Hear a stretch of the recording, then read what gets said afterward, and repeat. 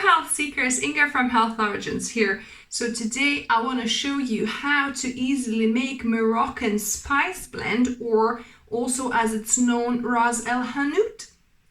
So let's begin. So I've got my frying pan, I'm going to put it on medium low and we're going to put our ingredients. So I've got 2 teaspoons of coriander seed, 2 teaspoons of cumin seed, I've got 10 cloves here, 1 teaspoon of black peppercorns,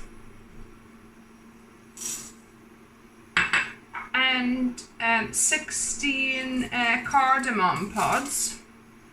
So I'm going to just put them and gently roast them for 2-3 minutes.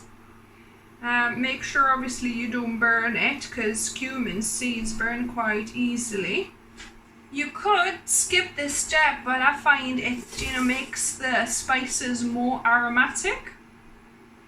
So yeah, I would suggest you do toast them for 2-3 minutes. So I took it off the heat, and I don't want it to overburn it because the frying pan is still hot, so I'm going to just take it away from it into a metal bowl to help it cool down quicker. So we want to let it cool completely before we start milling. So now you need to mill it with your spice grinder or your coffee grinder. So I've got my Bamix attachment here. I'm gonna add them all in, and what I'm gonna do, I'm gonna grind it just a little bit so that these pods open up and I can take these out before we continue milling into a fine powder.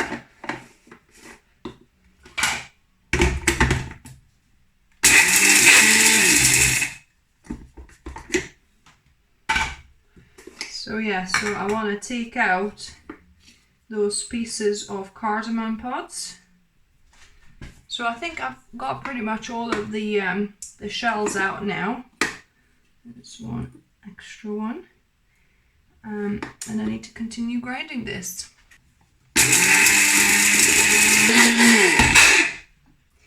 So you want to grind it quite well into a fine powder.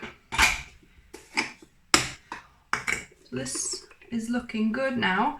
The only one ingredient I didn't have is 1 teaspoon of rose petals. So if you have that, or if you can get that, then I would recommend it. But I didn't have any, so I'm just making without. So now I've got that ground up. I'm going to put it in a glass jar. And then we're going to add the remaining ingredients. So I've got 2 teaspoons of paprika here, 2 teaspoons of cinnamon, 2 teaspoons of ground ginger, and 3 teaspoons of turmeric. That's turmeric. And the last ingredient is cayenne pepper or chili powder. So the recipe says 2 teaspoons, but me and my husband really can't do very spicy. So I'm just gonna put 1 teaspoon for us, but feel free to put up to 2 teaspoons of cayenne or chili pepper, and then I'm just gonna shake it all together to combine into one uniform powder. And voila, you've got yourself some Moroccan spices. Smells really, really delicious, and like so many amazing kind of flavors coming through. So I'm gonna store this in a glass jar in a cupboard, and that should, keep for quite a few months. And probably next time when I do it, I'll probably double the recipe, so I'll make more at the same time as well.